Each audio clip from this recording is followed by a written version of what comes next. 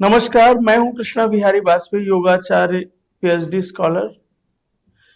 आज 14 जुलाई 2025 दिन सोमवार का दिन है और श्रावण मास का प्रारंभ हो चुका है। हम सभी सदियों से भगवान शिव की उपासना इस मास में विशेष कर करते हैं। आज हम बात करेंगे भगवान शिव के उस महत्व की जो हमारे सामाजिक महत्व पे भी बल देता है। भगवान शिव योग में तो सर्वोपरि है। योग एक ऐसा विषय है जिसका प्रारंभ ही योग शिव से होता है। भगवान शिव हमारे योग में जो हठ योग की परंपरा है, हठ योग की परंपरा में जो सर्वप्रथम गुरु हुए मत्स्येंद्रनाथ जी, मत्स्येंद्रनाथ के शिष्य गुरु गोरक्षनाथ, जिनकी परंपरा में सबसे पहले शैव और उसके बाद 5 सिद्ध के बाद 84 नाथ संप्रदाय के महापुरुष हुए हैं और उसके बाद से ये परंपरा आज तक कायम है। भगवान शिव गोरक्षनाथ के रूप में जितने भी नाथ संप्रदाय के महापुरुष हैं, वो सभी अपने भगवान को, अपने गोरक्षनाथ को शिव का अवतार ही मानते हैं। और हमारे नाथ परंपरा में जो हठ योग का एक महत्वपूर्ण अंग है, उसमें भगवान शिव को सर्वोपरि सर्वगुरु माना गया है। भगवान शिव न सिर्फ योग में हठ योग के गुरु हैं, बल्कि महर्षि पतंजलि ने भी, उससे पूर्व भी यदि देखा जाए तो भगवान शिव ही उसके प्रथम गुरु हैं। क्योंकि सर्वप्रथम यदि योग के इतिहास की बात करें तो उसमें भी भगवान शिव को ही सर्वप्रथम गुरु माना गया है।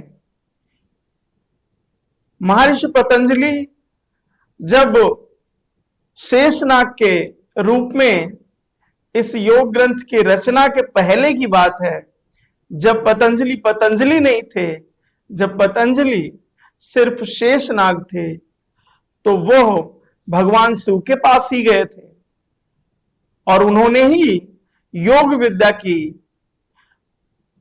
शिक्षा लेने का उनको उपदेश दिया था। भगवान शिव अगर इतिहास की बात करें तो इतिहास में भी, योग के इतिहास में जो सिंधु घाटी सभ्यता है, उसमें भी योग की मुद्रा में जो मूर्तियां पाई गई, जो सिक्के पाए गए, वह भी भगवान शिव के ही थे। और भगवान शिव इस संपूर्ण योग परंपरा की प्रथम गुरु हैं। अब इसमें कोई संशय नहीं है कि भगवान शिव ही योग के जनक और गुरु हैं। चाहे वो हठ योग हो, अष्टांग योग हो, या किसी भी योग का कोई भी ग्रंथ हो, प्रारंभ शिव से हुआ है। यदि शिव के महत्व की बात और अधिक गूढ़ अवस्था में करें तो हम देखेंगे कि शिव में 2 शब्द होते हैं, जिसमें एक शक्ति का परिचायक है, एक पदार्थ का परिचायक है। और संपूर्ण दुनिया में कोई भी वस्तु ऐसी नहीं है, कोई भी जीव ऐसा नहीं है जो शक्ति और पदार्थ के दोनों के सम्मिश्रण से ना बना हो। एक भी जीव, एक भी वस्तु ऐसी नहीं है जो गतिमान हो और जिसमें शक्ति और शिव अर्थात पदार्थ और शक्ति दोनों निहित ना हो। भगवान शिव को इसीलिए अर्धनारीश्वर भी कहते हैं, जिसमें शिव पदार्थ के रूप में है और उसमें शक्ति जब जुड़ती है तो वो पूर्ण शिव बनते हैं। नहीं तो शिव शव शिव से अगर ई की मात्रा आप हटा लेंगे, लड़का और उसमें ई की मात्रा लगा देंगे तो वो लड़की हो जाता है।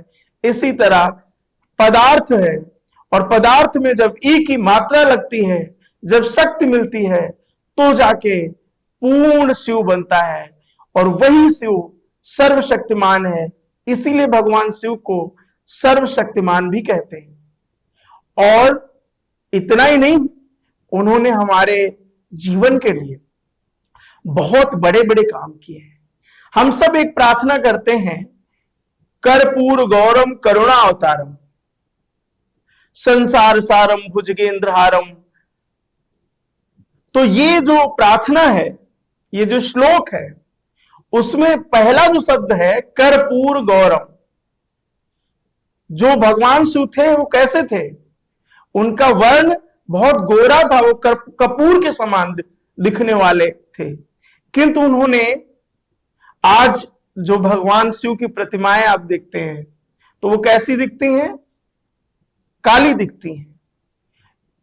तो उन्होंने जब विष पान किया, जिसको कोई लेना नहीं चाहता था, अमृत के पीछे तो सभी देवता दौड़ रहे थे, सभी राक्षस दौड़ रहे थे, लेकिन विष को पीने वाला कोई नहीं था। जो इस दुनिया पे अगर उसकी एक बूंद भी छलक जाती और जहां पे भी गिर जाएगी, संपूर्ण जो सृष्टि है वो नष्ट हो जाएगी। उस सृष्टि को बचाने के लिए, सभी जीवों के कल्याण के लिए, न सिर्फ मनुष्य बल्कि जीव जंतु, नाग, किन्नर, गंधर्व, सभी को बचाने के लिए अगर किसी ने दुनिया में कोई बड़ा काम किया है तो वो हमारे भगवान शिव हैं। शिव की पूजा हम इसलिए नहीं करते कि वो सिर्फ भगवान शिव हैं और एक सनातन धर्म से आते हैं, हिंदू धर्म से आते हैं, बल्कि भगवान शिव की पूजा इसलिए भी करते हैं कि उन्होंने हमारे सृष्टि की रक्षा की है, उन्होंने हम सब जीवों की रक्षा की है। आज अगर शिव न होता तो दुनिया में कुछ भी नहीं होता, न सृष्टि होती, न सब होता, न शक्ति होती। इसलिए अगर आपको शक्ति चाहिए तो शिव की उपासना करें। अगर आपको पदार्थ चाहिए, अर्थात तो दुनिया के उच्चतम पद को ग्रहण करना चाहते हैं, तो भी आप शिव की उपासना करें। अगर आपको मन में विश्राम चाहिए तो क्या कहते हैं भगवान तुलसीदास जी भगवान के विषय में क्या कहते हैं? एक बार की बात है, जब आप सभी जानते हो, मैं उस कथा में नहीं जाऊंगा, जब नारद जी को श्राप दिया था, नारद जी ने भगवान विष्णु को श्राप दिया। उन्होंने हरि का रूप मांगा था और भगवान ने उनको हरि का बंदर का रूप दे दिया, और जिससे उनकी सारी आप ये कथा जानते हैं। और उसके बाद उनका मन विचलित हो उठा। संपूर्ण दुनिया में वो 10 सेकंड तक भी रुक नहीं पाते थे, और जहां भी जाते थे उनका मन विचलित रहता था। बहुत परेशान हो गए, दर दर भटक कर नारद जी बहुत परेशान होने के बाद जब भगवान विष्णु के पास पहुंचे तो उन्होंने कहा कि हे नारद, जपहु जाहि शंकर शतनामा, हुई है तुरत हृदय विश्रामा। अगर आप भगवान शिव के साथ 100 बार, सिर्फ 100 बार भगवान शंकर का नाम लेने से आपके हृदय में विश्राम हो जाएगा। तो आप सोचिए कि भगवान शिव की उपासना करने से आज आप क्या नहीं अर्जित कर सकते हैं।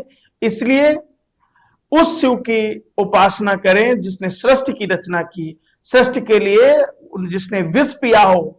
इस दुनिया में जितना विष है, जो आपके जीवन में विष है, अगर आप चाहते हैं कि वो विष कोई पी ले तो वो सिर्फ शिव ही पी सकता है। तो इसलिए शिव की उपासना हम सभी करते हैं। ये पावन मास श्रावण मास शिव की उपासना को समर्पित रहता है।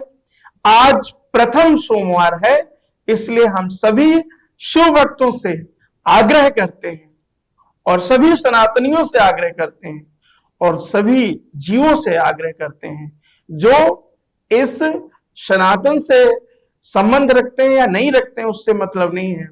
जो शिव को जानते हैं, जिन्होंने शिव की सृष्टि की रचना की, इस संसार में कोई एक वस्तु नहीं है ऐसी जो शिव ना हो, शिवमय ना हो, क्योंकि आप सभी जानते हैं कि संसार में दो ही प्रकार की वस्तुएं हैं, एक पदार्थ जो निर्जीव है और एक शक्ति जो उसे चलाती है। तो अगर कार है तो उसको शक्ति चाहिए कि पेट्रोल चाहिए। अगर कोई भी आपका जल से चलने वाला, पहले भाप से चलने वाला ईंधन था, उसको भी जल चाहिए होता है। तो कोई भी इंजन चलने के लिए शक्ति चाहिए, और जब पदार्थ और शक्ति दोनों मिलते हैं तभी शिव बनता है।